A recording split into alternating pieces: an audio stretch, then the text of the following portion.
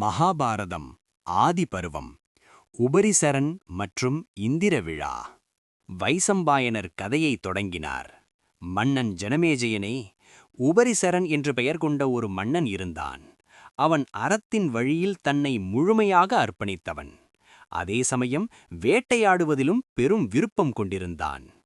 வசு என்றும் அழைக்கப்பட்ட அந்த பௌரவகுல மன்னன் இந்திரனின் ஆலோசனையின்படி இன்பம் நிறைந்த சேதி நாட்டை அடக்கி ஆண்டு வந்தான். காலங்கள் உருண்டோடின. ஒரு கட்டத்தில் மன்னன் ஆயுதங்களை கைவிட்டான். தனிமையான ஓர் இடத்திற்குச் சென்று கடும் தவம் புரியத் தொடங்கினான். உபரிசரன் தனது பதவியை பறிக்கத்தான் இத்தனை கடுமையான தவம் செய்கிறானோ என்று தேவர்கள் அஞ்சினார்கள். உடனே இந்திரன் தலைமையில் தேவர்கள் அனைவரும் அந்த ஏகாதிபதியை தேடி வந்தனர். தேவர்கள் உபரிசரன் முன் தோன்றி மென்மையான சொற்களால் அவனிடம் பேசினார்கள். அவனது தவத்தை கைவிடச் செய்து அதில் வெற்றியும் பெற்றனர். தேவர்கள் உபரிசரனிடம் பேசினார்கள். ஓ பூமியின் தலைவனே, நீ மீண்டும் ஆட்சி பொறுப்பை ஏற்று இந்த பூமியில் அறம் குறையாதபடி பார்த்து கொள்ள வேண்டும். உன்னால் காக்கப்படும் அந்த அறம் பதிலுக்கு இந்த அண்டத்தையே காக்கும் என்றனர். அதன் பிறகு இந்திரன் மன்னனிடம் பேசினான். ஓ மன்னா, நீ கவனமாகவும் உறுதியாகவும் இருந்து பூமியில் அறத்தை காப்பாற்றுவாயாக. அறம் சார்ந்து நீ வாழ்வதாலேயே மறுமையில் புனிதமான நிலைகளை நீ என்றும் நிலைத்திருப்பாய். நான் தேவலோகத்தைச் சார்ந்தவன், நீ பூலோகத்தைச் சார்ந்தவன். இருப்பினும் நீ எனக்கு உற்ற நண்பனாகவும் அன்புக்குரியவனாகவும் இருக்கிறாய். ஓ மனிதர்களின் மன்னா, இன்பம் தருவதும் விலங்குகள் நிறைந்ததுமான இந்த நிலப்பரப்பிலேயே நீ வாழ்வாயாக. புனிதமானதும் செல்வமும் தானியங்களும் நிறைந்ததுமான இந்த பகுதி சொர்க்கத்தைப் போலவே பாதுகாக்கப்பட்டது. இதமான தட்பவெப்பநிலை கொண்டது. அனைத்து இன்பங்களும் கொண்ட இந்த பூமியின் பகுதியிலேயே நீ தங்கியிருப்பாயாக. ஓ சேதி நாட்டின் ஏகாதிபதியே, உனது ஆளுகைக்கு உட்பட்ட இந்த இடம் இரத்தினங்களாலும் விலைமதிப்பில்லா கற்களாலும் வளமான தாதுக்களாலும் நிறைந்துள்ளது. இங்குள்ள நகரங்களும் கிராமங்களும் அறம் சார்ந்து இருக்கின்றன. மக்கள் நேர்மையாகவும் மன நிறைவுடனும் வாழ்கின்றனர். அவர்கள் கேலிக்காக கூட பொய் பேசுவதில்லை. இங்கு மகன்கள் தங்கள் தந்தையிடமிருந்து சொத்தை பிரித்துக் கொள்வதில்லை. மாறாக பெற்றோரின் நன்மையிலேயே எப்போதும் விருப்பம் கொண்டுள்ளனர். உழுவதற்காக ஏரில் பூட்டப்படும் மாடுகள் கூட இங்கு மிலிந்து போவதில்லை. அவை நன்றாக பேணப்பட்டு பருத்த உடலோடு வலிமையாக இருக்கின்றன. சேதி நாட்டில் 4 வர்ணத்தைச் சேர்ந்தவர்களும் தங்களுக்குரிய தொழில்களையே செம்மையாகச் செய்கின்றனர். மன்னா, மூவுலகங்களில் நடக்கும் காரியங்கள் அனைத்தையும் நீ அறிய வேண்டும் என்பதற்காக ஆகாயத்தில் தேவர்கள் மட்டுமே பயணிக்கும் ஸ்படிகமயமான தேர் ஒன்றை உனக்கு தருகிறேன். உலக மனிதர்களிலேயே நீ ஒருவன் மட்டுமே இந்த தேரில் அமர்ந்து ஒரு தேவனைப் போல ஆகாயத்தில் பறந்து செல்வாய். அத்துடன் வாடாத தாமரைகளைக் கொண்ட வைஜெயந்தி மாலை ஒன்றையும் உனக்குத் தருகிறேன். போர்க்களத்தில் நீ அதனை அணிந்திருந்தால் எந்த ஆயுதத்தாலும் உனக்கு காயம் ஏற்படாது. ஒப்பற்ற இந்த மாலை பூமியில் இந்திரனின் மாலை என்று அழைக்கப்படும். இது உனக்கு ஒரு தனி அடையாளமாக இருக்கட்டும் என்று ஆசீர்வதித்தான் இந்திரன். மேலும் நேர்மையானவர்களையும் சாதுக்களையும் காப்பதற்காக ஒரு மூங்கில் தடியையும் மன்னனிடம் கொடுத்தான் இந்திரன். ஓராண்டு கழிந்த பிறகு மன்னன் அந்த மூங்கில் கோலை நிலத்தில் நாட்டி அதைக் கொடுத்தவனான இந்திரனை வழிபட்டான். ஓ ஜனமேஜயனே, அன்றிலிருந்து இன்று வரை மன்னர்கள் அனைவரும் உபரிசரனின் உதாரணத்தை பின்பற்றியே தரையில் மூங்கில் தடியை நட்டு இந்திரனை வழிபட்டு இந்திர விழாவை கொண்டாடி வருகின்றனர். அந்த தடியை நட்டு வைத்து அதனை தங்கமயமான துணிகளாலும் நறுமணத் தைலங்களாலும் மலர் மாலைகளாலும் ஆபரணங்களாலும் மிக அழகாக அலங்கரிக்கின்றனர். இவ்வாறு இந்திரன் உரிய முறையில் வழிபடப்படுகிறான். மன்னன் உபரிசரனை வாழ்த்துவதற்காக இந்திரன் ஓர் அன்னப்பறவையின் உருவம் கொண்டு வந்து அவனது வழிபாட்டை ஏற்றுக்கொண்டான். வசுவினால் செய்யப்பட்ட அந்த சிறப்பான பூஜையைக் கண்டு மகிழ்ந்த தேவர்களின் தலைவன், சேதி நாட்டு மன்னனைப் போல யார் ஒருவர் என்னை மகிழ்ச்சியுடன் வணங்கி இந்திர விழாவை கொண்டாடுகிறார்களோ அந்த மன்னர்களும் மக்களும் பெரும் புகழையும் வெற்றியையும் அடைவர். அவர்களது நகரங்கள் எப்போதும் மகிழ்ச்சியால் நிறைந்திருக்கும் என்று வரமளித்தான். உயர் ஆன்மம் கொண்ட மகவத்தின் இந்த வார்த்தைகளால் வசு பெரும் மகிழ்ச்சி அடைந்தான். ரத்தினங்களையும் செல்வங்களையும் பரிசாகக் கொடுத்து இந்திர விழாவை கொண்டாடியவர்கள் உலகத்தாரால் பெரிதும் மதிக்கப்பட்டனர். இவ்வாறு இந்திரனின் வரங்களைப் பெற்று சேதி நாட்டில் இருந்து கொண்டு உலகத்தை ஆண்டான் மன்னன் வசு. ஒவ்வொரு ஆண்டும் அவன் தவறாமல் இந்திர விழாவை கொண்டாடினான். உபரிசரனுக்குப் பெரும் பலமும் அளவிட முடியாத வீரமும் கொண்ட 5 புதல்வர்கள் இருந்தனர். மன்னன் வசு தன் மகன்கள் ஒவ்வொருவரையும் தனது அரசாங்கத்தின் ஒவ்வொரு பகுதிக்கு பிரதிநிதியாக நியமித்தான். அவனது மூத்த மகன் பிருஹத்ரதன் மகத நாட்டுக்கு மன்னனாக நியமிக்கப்பட்டு மகாரதன் என்று அழைக்கப்பட்டான். பிராத்யக்ரஹா, மணிவாகனன் என்று அழைக்கப்பட்ட குசாம்பன், மாவேலன் மற்றும் பெரும் வீரம் கொண்ட யது ஆகியோர் வசுவின் மற்ற மகன்களாவர். தோல்வியையே அறியாத இந்த 5 வீரர்களும் தங்கள் பெயரிலேயே புதிய அரசுகளையும் நகரங்களையும் உருவாக்கி பல்லாயிரம் ஆண்டுகள் நீடித்த வம்சங்களை நிறுவினார்கள். மன்னன் வசு இந்திரன் பரிசளித்த அந்த தெய்வீக ஸ்படிகத் தேரில் அமர்ந்து வானவீதியில் சஞ்சரிப்பான். அவன் அப்படி வானத்தில் செல்லும்போது கந்தர்வர்களும் அப்சரஸ்களும் தேவலோகப் பாடகர்களும் அவனை அணுகி புகழ்ந்து பாடுவார்கள். வானத்தில், அதாவது மேலே சஞ்சரிப்பவன் என்பதால் அவனுக்கு உபரிசரன் என்ற பெயர் நிலைத்தது. அவனது தலைநகரத்திற்கு அருகிலே சுக்திமதி என்றொரு அழகான ஆறு ஓடிக்கொண்டிருந்தது. ஒருமுறை கோலாகலம் என்ற மலை காமத்தால் பித்துப்பிடித்து அந்த ஆற்றை வழிமறித்து தடுத்தது. மலையின் இந்த தவறானச் செயலைக் கண்ட மன்னன் வசு தனது காலால் அந்த மலையை ஓங்கி உதைத்தான். வசுவின் உதையினால் மலை பிளக்க ஆறு மீண்டும் சுதந்திரமாக வெளியே வந்தது. ஆனால் அந்த மலையின் அணைப்பினால் அந்த ஆறு ஒரு பெண் குழந்தையையும் ஒரு ஆண் குழந்தையையும் பெற்றெடுத்தது. தன்னை துயரிலிருந்து விடுவித்த மன்னன் வசுவுக்கு நன்றிக்கடனாக சுக்திமதி ஆறு தனது 2 பிள்ளைகளையும் மன்னனிடமே ஒப்படைத்தது. அரச முனிகளில் சிறந்தவனான வசு அந்த ஆற்றின் மகனை தனது படைகளுக்கு தலைவனாக நியமித்தான். ஆற்றின் மகளான கிரிகை என்பவளை தனது மனைவியாக்கிக் கொண்டான். ஒருநாள் வசுவின் மனைவி கிரிகை தனது தூய்மைப்படுத்தும் காலம் முடிந்து கருத்தரிக்கும் நிலையில் இருப்பதை தன் கணவனிடம் தெரிவித்தாள். ஆனால் அதே நாளில் பித்ருக்கள் மன்னனிடம் வந்து ஒரு சிரார்த்தச் சடங்கிற்காக ஒரு மானை வேட்டையாடிக் கொண்டு வருமாறு பணித்தார்கள். பித்ருக்களின் கட்டளையை மீற அஞ்சிய மன்னன் பேரழகும் மற்றொரு திருமகளைப் போன்ற தேஜசும் கொண்ட தன் மனைவி கிரிகையை நினைத்துக் கொண்டே காட்டிற்கு வேட்டைக்குச் சென்றான். மன்னன் சென்ற அந்த கானகம் வசந்த காலத்தின் வரவால் கந்தர்வ மன்னனின் நந்தவனத்தைப் போல காட்சியளித்தது. அங்கே அசோக மரங்களும் செண்பகங்களும் மாமரங்களும் செழித்து வளர்ந்திருந்தன. புன்னை, கொன்றை, மகிழம், பாதிரி, பலா, தென்னை, சந்தனம், மருதமரம் என புனிதமான மரங்கள் நறுமணத்தோடும் சுவையான கனிகளோடும் பூத்துக் குலுங்கின. அந்த கானகம் முழுவதுமே குயில்களின் இனிய கீதத்தால் மயங்கிக் கிடந்தது. தேன் குடித்த போதையிலிருந்த வண்டுகளின் ரீங்காரச் சத்தம் அந்த காடு முழுவதும் எதிரொலித்துக் கொண்டிருந்தது. வைசம்பாயனர் தொடர்ந்து கூறினார். கானகத்திற்கு வந்த மன்னன் வசு மனம் நிறைந்த ஆசையுடன் இருந்தான். ஆனால் அவனது அன்பிற்குரிய மனைவி கிரிடை அங்கே அவன் முன்னால் இல்லை. மனைவியின் நினைவால் பித்துப் பிடித்தவன் போல அந்த கானகம் முழுதும் அங்கும் இங்கும் அலைந்து திரிந்தான். அப்போது அடர்ந்த இலைகளையும் அழகான மலர்களையும் கொண்ட ஒரு அசோக மரத்தைக் கண்டான். அதன் கிளைகளின் நுனிகள் பூங்கொத்துக்களால் மறைக்கப்பட்டு இளந்தளிர்களால் சோபையுடன் காட்சியளித்தது. அந்த மரத்தின் நிழலில் மன்னன் சுகமாக அமர்ந்தான். மெல்லிய தென்றல் காற்று வீசியது. தேன்மனம் கமிழும் அந்த மலர்களின் நறுமணத்தை நுகர்ந்தபோது மன்னன் மிகுந்த மகிழ்ச்சியடைந்தான். ஆனால் அந்தச் சூழலும் நறுமணமும் அவனது மனதில் காமத்தீயை மூட்டியது. மனைவியை நினைக்காமல் இருக்க முடியவில்லை. அவன் அந்த காட்டில் சஞ்சரித்துக் கொண்டிருந்தபோது அவனது வீரியம் வெளிப்பட்டது. அது வெளிப்பட்ட மாத்திரத்தில் அறம் மற்றும் பொருளின் நுட்பமான உண்மைகளை அறிந்த அந்த அறிவுச் சிறந்த மன்னன் திடுக்கிட்டான். என்னுடைய வீரியம் வீணாகக்கூடாது என்று எண்ணிய மன்னன் உடனே அதனை ஓர் இலையில் ஏந்தினான். பின்னர் அந்த இலையை சிவந்த அசோக மலர்களாலும் தளிர்களாலும் மூடி தனது மோதிரத்தினால் முத்திரை வைத்து பாதுகாப்பாக கட்டினான். இந்த வீரியம் மண்ணில் விழுந்து வீணாகக்கூடாது. அதே சமயம் என் மனைவி என் கருத்தரிக்கும் காலமும் வீணாகக்கூடாது. இதற்கு நான் என்ன செய்ய வேண்டும் என்று பலமுறை சிந்தித்து ஆராய்ந்தான். இறுதியில் அதனை தன் மனைவிக்கு அனுப்ப இதுவே சரியான தருணம் என்று முடிவு செய்தான். தெய்வீக ஆற்றல் கொண்ட அந்த மன்னன் அந்த இலைக்கட்டின் மீது கர்ப்பாதான மந்திரத்தை மிகுந்த பக்தியுடன் ஜபித்தான். அந்த வீரியம் வீணாகாமல் கருவை உருவாக்கும் ஆற்றலை பெற வேண்டும் என்பதே அவனது நோக்கமாக இருந்தது.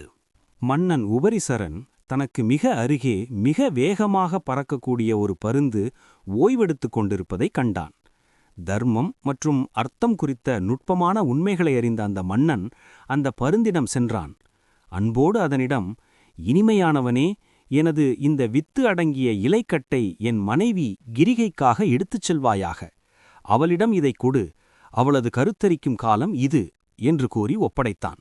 அந்த துரிதமான பருந்தும் மன்னனிடம் அதை பெற்றுக்கொண்டு வானத்தில் மின்னல் வேகத்தில் பறந்தது. அப்படி அது பறந்து செல்லும்போது மற்றொரு பருந்து அதை பார்த்தது. முதலில் சென்ற பருந்து தனது அலகில் இறைச்சியை கவ்விச் செல்கிறது என்று தவறாக நினைத்த அந்த இரண்டாம் பருந்து அதை நோக்கி பாய்ந்தது. வானத்திலேயே அந்த இரண்டு பருந்துகளும் தங்கள் அலகால் பயங்கரமாக சண்டையிட்டுக் கொண்டன. அந்த சண்டையின் இடையே பருந்தின் பிடியிலிருந்து நழுவிய அந்த வித்து கீழே ஓடிக்கொண்டிருந்த யமுனை நதியின் நீரில் விழுந்தது. அந்த ஆழமான நீரில் அத்ரிகை என்ற பெயர் கொண்ட உயர்ந்த அந்தஸ்துள்ள அப்சரஸ் ஒருத்தி வசித்து வந்தாள். ஒரு பிராமணனின் சாபத்தால் அவள் மீனாக மாறி அந்த நதியில் வாழ்ந்து வந்தாள். பருந்தின் பிடியிலிருந்து வித்து நீரில் விழுந்த அந்த நொடியே மீன் வடிவிலிருந்த அத்ரிகை விரைந்து வந்து அதனை விழுங்கிவிட்டாள். நாட்கள் நகர்ந்தன. சரியாக 10 மாதங்கள் கடந்த நிலையில் அந்த மீன் மீனவர்களின் வலையில் சிக்கியது. அந்த மீனின் வயிற்றை கிழித்த மீனவர்கள் அதிர்ச்சியில் உறைந்து போனார்கள். அங்கே மீனின் வயிற்றிலிருந்து ஒரு ஆணுமாக ஒரு பெண்ணுமாக 2 மனித குழந்தைகள் வெளியே வந்தன. நடந்த அதிசயத்தைக் கண்ட மீனவர்கள் உடனே அந்த குழந்தைகளை எடுத்துக்கொண்டு மன்னன் உபரிசரனிடம் வந்தனர். மன்னா, மனித உருவில் இருக்கும் இந்த குழந்தைகளை மீனின் வயிற்றிலிருந்து கண்டெடுத்தோம் என்று கூறி மன்னனிடம் ஒப்படைத்தனர். மன்னன் உபரிசரன் அந்த ஆண் குழந்தையை தனது மகனாக ஏற்றுக்கொண்டான். அந்த பாலகனே பிற்காலத்தில் அறம் தவறாத உண்மை நிறைந்த ஏகாதிபதியான மத்சிய மன்னனாக புகழ்பெற்றார். அந்த இரட்டையர்கள் பிறந்த அதே கணத்தில் அப்சரஸ் அத்ரிகை தனது சாபத்திலிருந்து விடுபட்டு மீண்டும் தனது தேவதையர் உருவம் பெற்றாள். அப்சரஸ் அத்ரிகை மீனாகச் சபிப்பட்டபோவே, நீ எப்போது மீன் உடலில் இருந்து கொண்டே 2 மனித குழந்தைகளை பெற்றெடுக்கிறாயோ அப்போது உன் சாபம் நீங்கும் என்று அந்த சிறப்பு வாய்ந்த முனிவரால் சொல்லப்பட்டிருந்தது. அந்த வார்த்தைகளுக்கு இணங்க 2 குழந்தைகள் பிறந்தவுடனே மீனவர்களால் கொல்லப்பட்ட அந்த மீன் உடலை துறந்து அத்ரிகை தனது சுயமான தேவதையர் உருவம் பெற்றாள். சாப விமோசனம் பெற்ற அந்த அப்சரஸ் விண்ணுலகிற்கு எழுந்து சென்று சித்தர்களும் முனிவர்களும் சாரணர்களும் செல்லும் தெய்வீக பாதையில் மறைந்தாள். அந்த அப்சரஸின் மகளான அந்த பெண் குழந்தையை சேதி நாட்டு மன்னன் உபரிசரன் மீனவர்களிடம் ஒப்படைத்தான். இவள் உங்கள் மகளாகவே வளரட்டும் என்று அவன் ஆணையிட்டான். அந்த பெண் குழந்தை சத்தியவதி என்ற பெயரால் அறியப்பட்டாள். அவள் மிகுந்த அழகும் அனைத்து அறங்களையும் தன்னகத்தே கொண்டவளாகவும் இனிய புன்னகையுடையவளாகவும் வளர்ந்தாள்.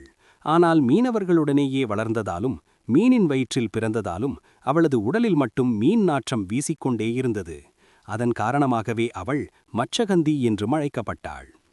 சத்தியவதி தனது வளர்ப்பு தந்தைக்கு சேவை செய்வதற்காக யமுனை நதியில் ஓடம் செலுத்தி பயணிகளை அக்கறைக்கு கொண்டு செல்லும் வேலையை செய்து வந்தாள். அப்படி ஒரு நாள் அவள் படகு ஓட்டிக் கொண்டிருந்தபோது தீர்த்த யாத்திரை நிமித்தமாக அங்கே வந்த பெரும் முனிவரான பராசரர் அவளை பார்த்தார். பேரழகை கொண்டவளும் துறவிகளுக்கே ஆசையை தூண்டும் வடிவமுடையவளுமான சத்தியவதியை கண்டதும் ஞானியான பராசர முனிவர் அவளை அடைய விருப்பம் கொண்டார். முனிவர்களில் சிறந்தவரான அந்த பராசரர் தெய்வீக அழகும் சீரான உடல்வாகு கொண்ட வசுவின் மகளான சத்தியவதியிடம் சென்று, ஓ அருளப்பட்டவளே, எனது அணைப்பை நீ ஏற்றுக்கொள்வாயாக என்று தனது விருப்பத்தை தெரிவித்தார். அதற்கு சத்தியவதி மிகவும் விவேகத்துடன் பதிலளித்தாள். ஓ புனிதமானவரே, நதியின் இருபுறமும் தவம் செய்யும் முனிவர்கள் இருப்பதை பாரும். அவர்கள் நம்மை பார்த்து கொண்டிருக்கும்போது உமது ஆசையை நான் எப்படி நிறைவேற்ற முடியும் என்றாள். அவள் இப்படி கூறியதை கேட்ட பராசர முனிவர் தனது தவ வலிமையால் அங்கே அதுவரை இல்லாத ஒரு மாய மூடுபனியை உண்டாக்கினார். அந்த அடர்ந்த மூடுபனி அந்த பகுதி முழுவதையும் கார் இருளில் மூழ்கடித்தது. முனிவரால் ஒரு நொடியில் உண்டாக்கப்பட்ட அந்த பிரம்மாண்டமான மூடுபனியைக் கண்ட சத்தியவதி பெரிதும் ஆச்சரியப்பட்டாள். அந்த சூழலில் தான் உதவியற்றவளாக இருப்பதையும் முனிவரின் சக்தியையும் உணர்ந்த அந்த மங்கை நாணமும் வெட்கமும் கொண்டு தலைகுனிந்து நின்றாள். வைசம்பாயனர் தொடர்ந்து கூறினார். முனிவரால் உண்டாக்கப்பட்ட அந்த இருளைக் கண்ட சத்தியவதி அவரிடம் மிகுந்த பணிவுடன் கூறினாள். ஓ புனிதமானவரே, நான் எனது தந்தையின் கட்டுப்பாட்டில் இருக்கும் ஒரு பெண் என்பதை தயவுசெய்து நினைவில் கொள்ளுங்கள். பாவங்களற்றவரே, உமது அணைப்பை நான் ஏற்றால் எனது கன்னித்தன்மைக்கு களங்கம் ஏற்படும். ஓ முனிவரே, எனது கற்பை களங்கப்படுத்திக் கொண்டு நான் எப்படி வீடு திரும்ப முடியும்? அதன் பிறகு என்னால் உயிர் வாழவும் முடியாது. இதையெல்லாம் எண்ணிப் பார்த்து நீங்களே ஒரு நல்ல முடிவை சொல்லுங்கள் என்றாள். சத்தியவதியின் விவேகமான சொற்களைக் கேட்ட பராசர முனிவர் மிகுந்த மனநிறைவு கொண்டார். அவர் அவளிடம், கவலைப்படாதே, எனது ஆசைக்கு நீ இணங்கினாலும் நீ எப்போதும் தூய்மையான கன்னியாகவே இருப்பாய். ஓ அழகான மங்கையே, உனக்கு வேண்டிய வரத்தைக் கேள். எனது அருளும் வாக்கும் ஒருபோதும் பலனற்றதாகப் போகாது என்றார். முனிவரின் சொற்களால் தைரியம் பெற்ற சத்தியவதி தனது உடலில் வீசும் மீன் நாற்றத்திற்கு பதிலாக இனிமையான நறுமணம் வீச வேண்டும் என்ற வரத்தை கேட்டாள். பராசரரும் அவள் விருப்பப்படியே அவளுக்கு வரம் தந்தார். வரத்தை பெற்ற அந்த தருணமே அவளுக்கு பருவகாலமும் வந்தது. அற்புத செயல்கள் செய்யும் அந்த பராசர முனிவரின் அணைப்பை அவள் ஏற்றாள். அது முதல் அவள் பரிமளகந்தி என்று அழைக்கப்பட்டாள். அவளது உடலிலிருந்து வீசிய நறுமணம் ஒரு யோஜனை தூரம் வரை பரவியது. ஒரு யோஜனை அப்பால் இருந்த மனிதர்கள் கூட அந்த தெய்வீக நறுமணத்தை நுகர முடிந்தது. அதன் பிறகு அந்த சிறப்பு வாய்ந்த பராசரர் தனது ஆசிரமத்திற்குச் சென்றுவிட்டார். சத்தியவதி முனிவரால் கருவுற்ற போதிலும் வரத்தின் வலிமையால் அவளது கன்னித்தன்மை கெடவில்லை.